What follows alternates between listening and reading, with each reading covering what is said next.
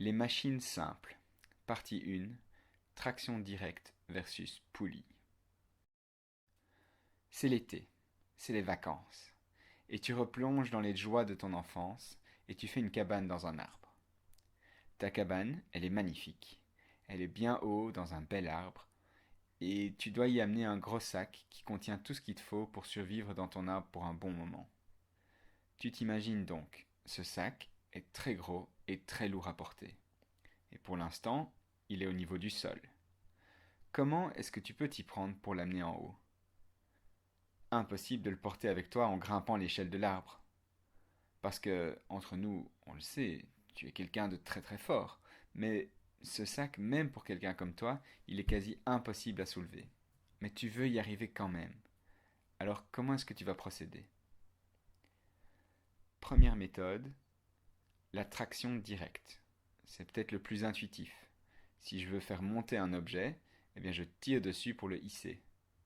Donc, tu accroches une corde au sac et tu te mets en haut dans ta cabane et tu tires. Et c'est excessivement difficile avec un sac pareil. Imagine cependant que tu donnes tout et tu parviens à le monter à vitesse constante. Et bien dans ce cas, quelle est la force que tu dois exercer sur la corde pour le soulever? Eh bien, à vitesse constante, tu sais que la somme des forces qui s'exercent sur ce sac doit être nulle. Et donc dans ce cas, les forces qui s'exercent sur ton sac, il y en a deux. Tu les devines probablement. On a le poids du sac vers le bas et on a la traction de la corde vers le haut.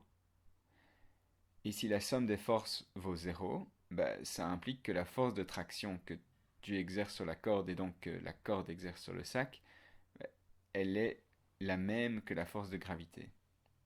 Donc tu exerces une force de traction, on va l'appeler F, qui est de grandeur égale au poids du sac, grand G. Et tu tires vers le haut, pour faire monter un sac vers le haut. Et question qui peut te paraître débile à ce stade-ci, mais la distance de corde que tu tires en tout, ça correspond à combien? Eh ben, ça correspond à une distance égale à la hauteur h montée par le sac. Je répète donc, la distance de corde que tu tires avec tes mains est égale à la hauteur gagnée par le sac lors de son ascension. Ok, ça c'est la première méthode donc. Mais tu me diras plus jamais ça. T'as failli te casser le dos, t'as les mains tout abîmées, et tu penses à autre chose alors. Tu veux utiliser des dispositifs qui changeront les forces à exercer. Ces dispositifs, c'est ce qu'on appelle des machines simples. Alors, nouvelle méthode, la traction indirecte, ou traction avec une poulie fixe. Tu vas reprendre une corde qui va être attachée d'une part au sac, mais cette corde, tu la fais glisser au-dessus d'une branche, ou même autour d'une belle poulie qui se trouvait comme par hasard fixée à la branche au-dessus de toi. Tu ne tires plus donc directement le sac, mais tu tires la corde passant par une poulie qui permet de changer les choses.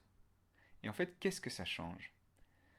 Dans un monde idéal où la poulie est sans frottement, regardons les forces qui s'exercent sur le sac. Pareil en fait, hein, son poids vers le bas et la force de traction de la corde vers le haut. Donc finalement, toi, tu vas de nouveau tirer sur la corde avec une force F qui sera égale en grandeur au poids du sac G. Par contre, cette fois-ci, pour tirer un sac vers le haut, la poulie, elle va te permettre de tirer la corde dans une autre direction, comme par exemple vers le bas. Et toi, ça te plaît parce que t'as peut-être plus facile à tirer vers le bas, où tu peux faire jouer tout ton corps, que de tirer vers le haut, où tu ne peux utiliser que tes petits bras, avec tout le respect qu'on leur doit. Donc, une poulie fixe, ça ne change pas l'intensité de la force à exercer pour soulever un objet, mais ça permet de modifier la direction de la force à exercer. Alors, dernières infos, et normalement c'est déjà du rappel pour toi vu que tu as des notions sur les poulies, on définit l'avantage mécanique comme étant à quel point ça multiplie l'effet de ma force, ou à quel point ça me rend la vie plus facile. Eh bien ici, gamma, ça peut être calculé comme étant le rapport G sur F. G, la force qu'on aurait dû exercer si on avait tiré directement, et F, la force qu'on exerce effectivement. Avec une poulie fixe, G sur F vaut 1. Donc gamma, l'avantage mécanique, égale 1 avec une poulie fixe. Et au niveau de la distance de corde tractée, eh bien, à nouveau, hein, pour faire monter le sac d'une hauteur h, eh ben, tu dois aussi tirer une quantité de corde d égale à cette hauteur h. Ok, donc une poulie, ça ne change pas la force, ça ne change pas la quantité de corde à utiliser, mais c'est déjà plus agréable pour les bras et ton dos parce que tu peux tirer autrement. Mais la grandeur de la force exercée n'a pas changé. Et là, tu commences à te dire, on peut faire mieux. Alors, tu passes à la vidéo suivante.